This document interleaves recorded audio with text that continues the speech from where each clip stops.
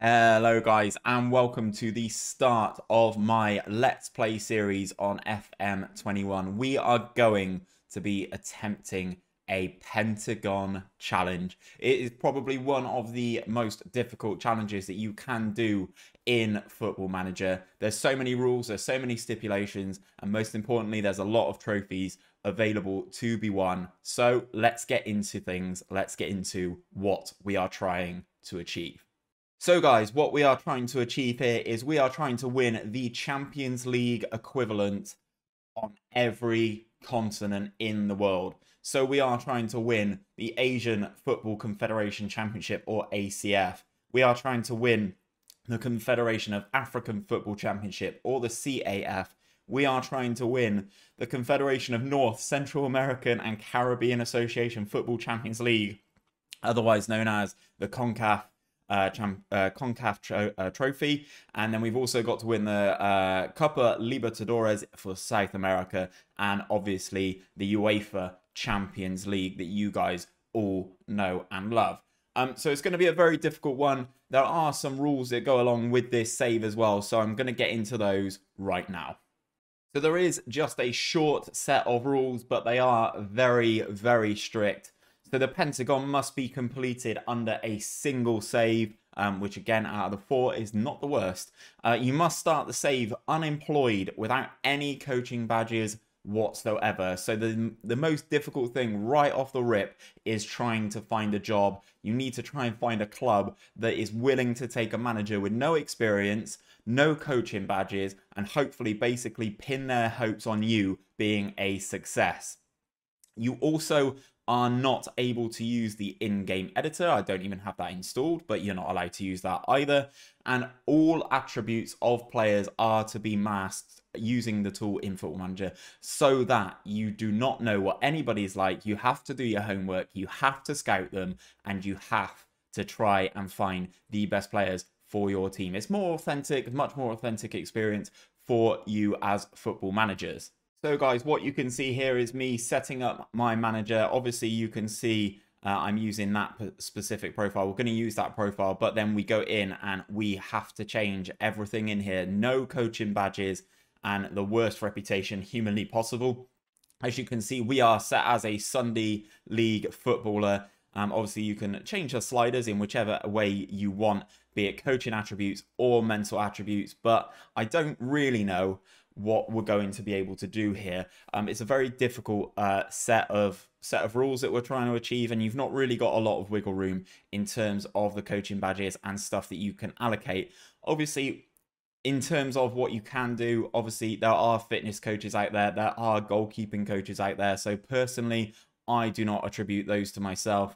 I've balanced it so far on attacking and defending. I've got 1 point left to allocate, but one of the main things I've done out of the mental attributes is to boost my adaptability so that I have a better chance of adapting to a specific country so that we can get things under wraps and we can kind of progress and actually get ourselves a job. I think that adaptability early doors is potentially one of the most important attributes when assigning your manager. So as you can see on the screen, this is the deciding split that I've gone for. I've gone for 1s all across the board, but with 2s in attacking, technical, and working with youngsters, because I feel that we will get a lot of youngsters in this save, so I want to be able to work with them as early as humanly possible. In terms of the mental attributes, I've stripped everything back to 1, with the exception of determination and adaptability. Adaptability at 3, and the determination at 2. So now, guys, we are in the save and we are trying to find ourselves a job. So what we do, first of all, is we take out all of the coaching roles that are in the game other than manager. We only want to be a first team manager. I've loaded up a lot of nations in this save, so hopefully we can take a look at some of the clubs. Just off the rip here, you can see clubs from all across the world. We've got divisions, clubs in Uruguay, we've got Colombia, Brazil, Australia represented with the Newcastle Jets, Turkey, Holland, America, Mexico, Canada, Korea, India as well, if you fancied that. The USA, oh, there's another one for the USA there, but they're in the lower leagues. And obviously there are jobs in England as well. Ideally, I'm going to try and steer clear of England only because I basically don't want to start in Europe. Ideally, I'd much rather go to some of the other continents and work my way up from there. So what you will see me do in the background is go on lots of clubs, take a look at them, view their job advert, and basically apply for the job. Nothing too spectacular here, just trying to get my name out there, get associated with as many jobs as humanly possible, and see if there is anyone in world football that wants to take a punt on a manager that hasn't ever had a job before, has no coaching badges, has no reputation. So this is all we're doing now. We're going through basically every club on that list, and we are applying for the manager's positions. As you can see in the background then, we have applied for all the managers' positions. We are advancing, and we do get communications from some clubs showing some interest in our services. Initially, we were given a job offer, interview offer from Wigan. We turned that down due to the fact that, again, I don't really want to start in England. I think Wigan is probably far too big a club for us. So the next one in the list was Central Español Football Club, which are based in Uruguay. And we decided to attend this interview. I think it's a good starting point. The Uruguayan second division. It's an interesting country. It's one that I've never managed in previously. And you can kind of see how I approach this interview in the background. They've said they parted company with their last manager sooner than anyone anticipated, and I basically say I don't really care about the other manager, don't I? Yeah, well, who cares about the other manager? You're all about me now. But once we get out of this interview, we do have to agree with their club vision, and then we move forward into other job interviews. As you can see here from this list, we've also been offered job interviews at Tidham Road FC, FC Edmonton, which Work the Space has been working with on Twitch, and Chennai City have also offered an interview. So we move forward, we go through all of these interviews. I'm not going to make you guys sit and watch them all, but let's just say we have now finally found our club. So let me introduce you to them.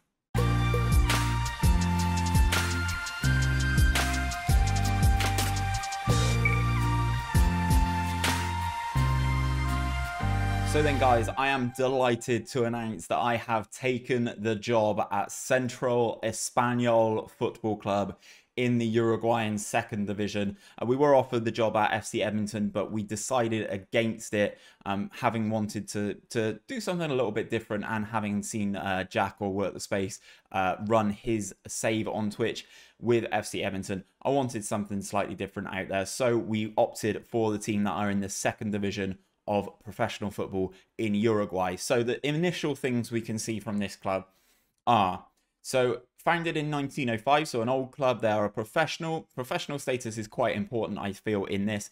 1.5-star national reputation. Their finances are okay, and obviously they are not in any continental competition. These guys would be eligible for the Copa Libertadores. However, given my research, I think you need to finish in the top 2 spaces in the division above to get into the group stage of the Copa Libertadores. So there's a lot of work to do here. A red home kit, blue away kit. Obviously, we may take a look at getting some better kits made up for these saves as we move forward. So we've got an interesting ground, 5,000 capacity. It's in pretty poor condition.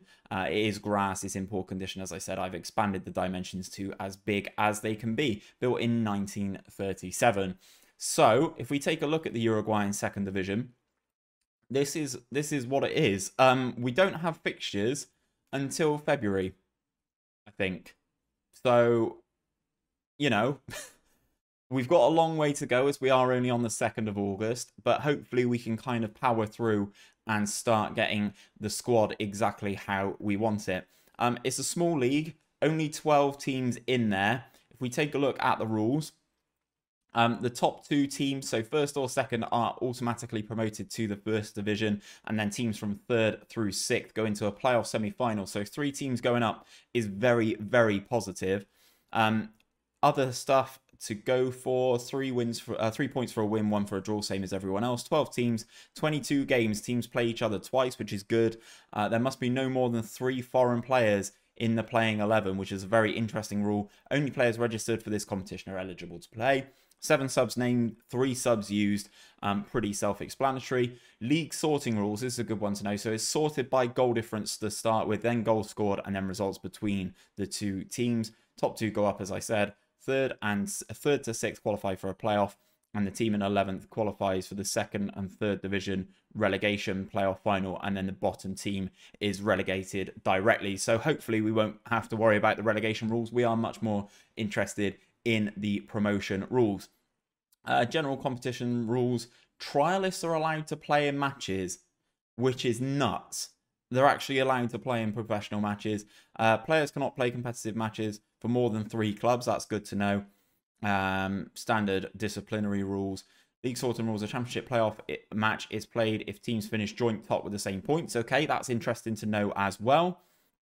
Transfer window runs from Wednesday the 1st of July 2020 to Friday the 14th of August. So we're still in the transfer window, and then another transfer window will run from the 1st of January through to the 28th of February, which I believe is when the season starts.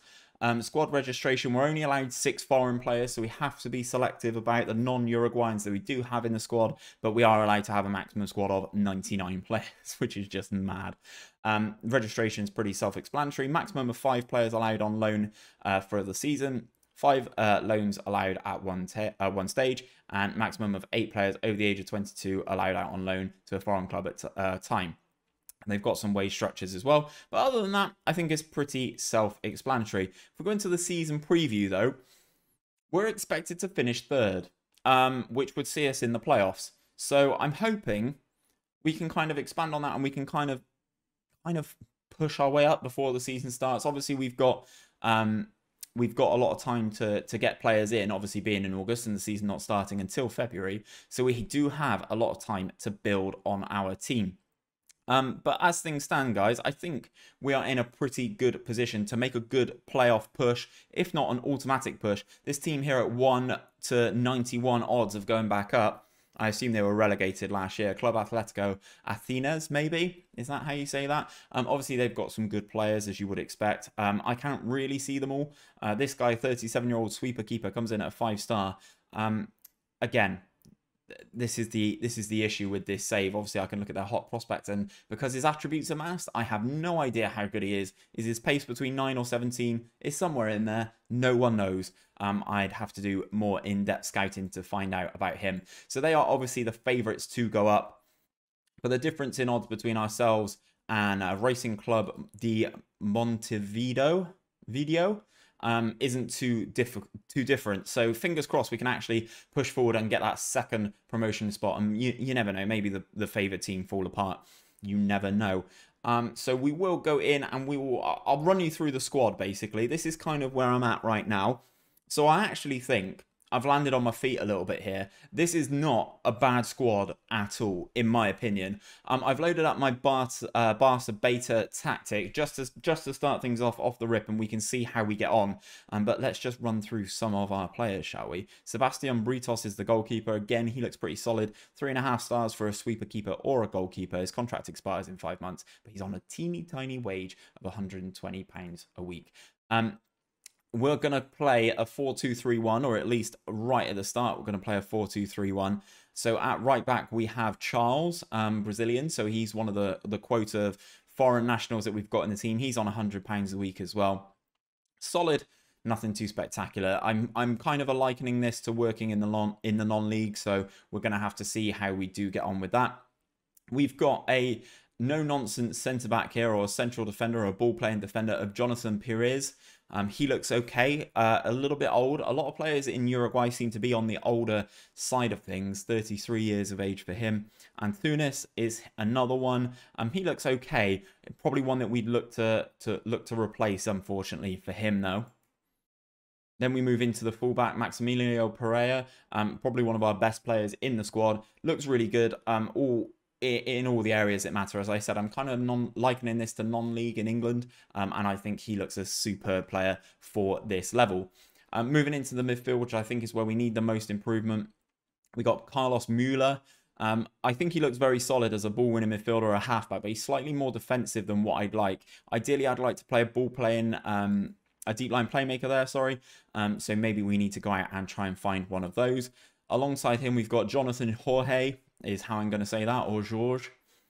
Again, he looks okay as a central midfielder, but nothing too spectacular. Probably more suited to a deep line playmaker, so maybe we have to switch those two around. I'm not really sure yet. Until we play some games, I don't really know what any of these guys are about. On the right-hand side, we have Juninho Roca, who looks like an absolute stud, if I'm perfectly honest. Really nice dribbling, good crossing, good first touch, good long shots, good passing technique. Inverted winger, which is exactly what I play on that right-hand side, so you can play it well at a 4-star rating. 15 acceleration is nice. I'd like his pace to be a little bit better, but nothing to be sniffed at. Valued at 30k as well. He is an important player and his contract doesn't expire for another 11 months. In our central attacking midfield role, though, guys, we've got Sebastian Gallegos. I'm going to butcher all of these names, aren't I? Sebastian Gallegos is up there in the attacking midfield. I think he looks solid. Again, nothing too spectacular. His contract also expires in 5 months, so maybe we need to make a decision as to these players that contracts do expire, whether we keep them on for the season or whether we try and find some better Uruguayans. Now, I think this guy is our best player, Mauricio Alonso. Inverted winger, 4 stars, left and right side, can play both, is good on both. He is right-footed, so probably want to play him on that left-hand side. I actually think he looks great. You can see why he's our best player. He's got a contract for 11 months, and I'm more than happy to keep him at the club, and hopefully we can get him firing us to glory. And then up front in a moment, we've got Matias Tavares. 23 years of age. He ideally plays as a poacher, which isn't too bad. I'm actually absolutely happy with him to do that. We're going to play him as an advanced forward, so I don't think there's too much of a difference. But again, I think he looks okay. We need to probably work on our squad depth a little bit because we're kind of light after that. We've only got 8 substitutes. I think we're pretty light in midfield. So maybe we need to take a look at the midfield spots. I'd like to invest in this team and I'd like to make them a little bit better if we possibly can. But that is a job for next episode. If we go into the schedule, guys, there's nothing here. Competitions, as you can see, the division begins on the 27th of the 2nd. So we've got 209 days to try and turn this club into an absolute world beater in Uruguay. That is where I'm going to leave it for today, guys. This is the season. This is the career. We've kicked it off. We're in Uruguay. It's a new experience for me. If you are looking forward to this series, don't forget to drop a like on the video and subscribe to my channel for daily Football Manager content. I will be back on Friday with another episode of this, and hopefully we've eaten through a lot of those 209 days and we are closer to starting our season. Hopefully, I'll see you guys then.